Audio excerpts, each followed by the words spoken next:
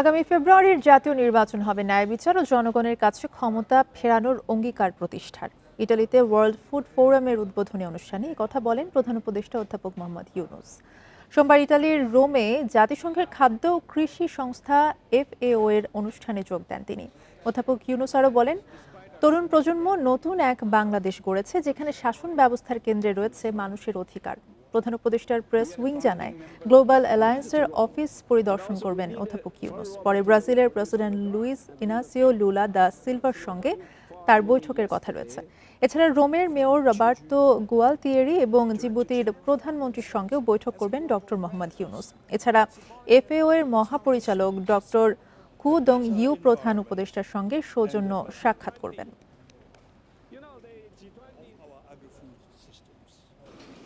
In coming February, we'll hold our national election. ফেব্রুয়ারিতে জাতীয় নির্বাচন হবে, যা হবে ন্যায় বিচার ও জনগণের ক্ষমতায়নের প্রতি আমাদের অঙ্গীকারের প্রাতিষ্ঠানিক রূপ। গত বছর বাংলাদেশের মানুষ শান্তিপূর্ণভাবে তাদের শক্তি পুনরুদ্ধার করেছে গণতন্ত্র, শান্তি ও মানবাধিকারের জন্য। এই আন্দোলনের নেতৃত্বে ছিল তরুণ প্রজন্ম। We are among the world's top producers of rice.